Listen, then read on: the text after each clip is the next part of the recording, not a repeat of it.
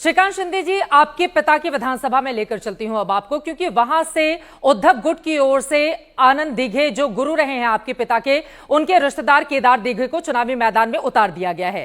तो वहां पर फाइट आपके पिता के लिए कितनी मुश्किल भरी रहने वाली है इस बार? देखो, मुझे लगता है कि जिस तरीके से वो गए, अनेक चुनाव लड़े और जीते, इस बार उनकी जीत और बड़ी होगी, क्योंकि जिस प्रकार से उन्होंने काम किया है उनके चुनाव क्षेत्र में या महाराष्ट्र में जी, तो वो लोग उन पर विश्वास रखेंगे, उनके कामों पर विश्वास रखेंगे और पूरी बड़ी, अभी तक जीत जितनी बड़ी नहीं हुई उससे बड़ी जीत इस बार माननीय मुख्यमंत्री एकनाथ जी शिंदे साहब की होगी। क्या अगर महायुति जीत कर आती है तो मुख्यमंत्री बनेंगे एकनाथ शिंदे साहब? मुख्यमंत्री का चेहरा, इसकी लड़ाई जो है महाविकास आघाड़ी में है। महाविकास आघाड़ी के हर नेता रोज उठकर कहते हैं कि मुझे आप मुख्यमंत्री पद का चेहरा बनाइए। आज एक और कांग्रेस के नेता खड़े हुए और उन्होंने कहा कि मुख्यमंत्री, अगला मुख्यमंत्री जो है वो मैं ही हूँगा। तो मुझे लगता है कि ये होड़ जो है ये महाविकास आघाड़ी में है। उनको दुनिया से, लोगों से कुछ लेना देना नहीं है। उनको सिर्फ कौन मुख्यमंत्री बनेगा, कौन मुख्यमंत्री पद का चेहरा बनेगा, इसके लिए होड़ लगी है। हमारे महायुति में कोई भी नेता आज तक उन्होंने बयान नहीं किया कि मुझे मुख्यमंत्री पद का चेहरा बनाइए या मैं खुद मुख्यमंत्री बनूंगा। लोग डिसाइड करेंगे, लोग तय करेंगे कि कौन मुख्यमंत्री बनेगा, कौन मुख्य आने वाले समय में जो है इस महाराष्ट्र का नेतृत्व करेगा। राज ठाकरे जी एबीपी न्यूज के शिखर सम्मेलन का हिस्सा बने थे। उनकी ओर से कहा गया कि देखिए, इस बार देवेंद्र फडणवीस बनेंगे मुख्यमंत्री, उन्हीं के चांसेस ज्यादा लग रहे हैं। तो उनके इस बयान पर आप क्या प्रतिक्रिया देंगे? राज ठाकरे जी बहुत बड़े नेता है। मेरी उतनी औकात नहीं है कि उन पर मैं कुछ बयान करूं। मैं एक कार्यकर्ता हूं। आपने अजित पवार का नाम लिया तो जयराम रमेश जो कांग्रेस पार्टी के बड़े नेता हैं, उनकी ओर से गंभीर आरोप लगाए गए। उनके आरोपों को मैं पढ़ देती हूं, फिर आपसे जवाब लूंगी। उन्होंने दावा किया है कि अजित पवार ने खुलासा किया है कि सीएम रहते देवेंद्र फडणवीस ने उन्हें सिंचाई घोटाले की जांच की सिफारिश से जुड़ी फाइल दिलाई थी।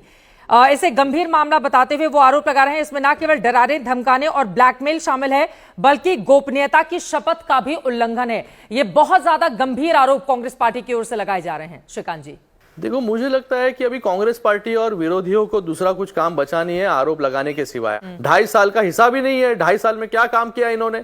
लोगों के सामने एक बार आके बताना चाहिए कि आपने 2 साल में ये काम किया और हमने 2.5 साल में ये काम किया है। ये हिम्मत है उनमें? सिर्फ आरोप लगाने का काम करेंगे तो आरोप जो है, हर आरोप का उत्तर देना मुझे लगता है कि ये जरूरी नहीं है। आप बार बार अपने काम पर ज्यादा फोकस कर रहे हैं, लेकिन उद्धव ठाकरे की पार्टी की ओर से यह आरोप लगाए जा रहे हैं कि मुंबई को, महाराष्ट्र को जो उद्योग धंधे मिलने थे वो सब गुजरात शिफ्ट किया जा रहा है।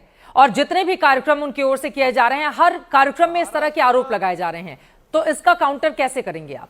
ये जो फेक नैरेटिव है, ये जो फेक नैरेटिव इनको पहुंचाना है लोगों तक, ये पहुंच नहीं पा रहा है। इसलिए रोज उठकर यही कहेंगे कि इतने सारे उद्योग धंधा बाहर चले गए।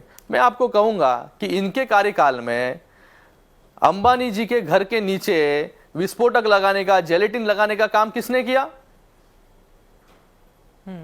इनके उद्योगपतियों के घर के नीचे एक्सटॉर्शन के लिए आप लोगों ने जेलेटिन के स्टिक्स लगाए, बम लगाए वहां पर।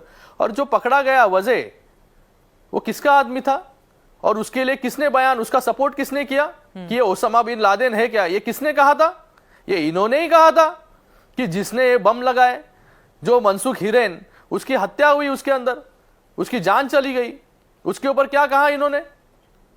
तो जब भी उद्योगपतियों के लिए इस महाराष्ट्र में एक इनसिक्योर एनवायरनमेंट क्रिएट करने का काम इन लोग कर रहे थे, तभी इनको लगा नहीं कि उद्योगपति डर जाएंगे और बाहर चले जाएंगे। आपने इतने सारे कामकाज गिनाए, बावजूद इसके आपके सहयोगी पार्टी बीजेपी के नेताओं की ओर से बटेंगे तो कटेंगे के पोस्टर लगाए जा रहे हैं। ये बारा नारा बुलंद किया जा रहा है। आपको लगेगा कि इस तरह से ध्रुवीकरण की सियासत करके जो महायुति गठबंधन है उसको जीत हासिल हो जाएगी?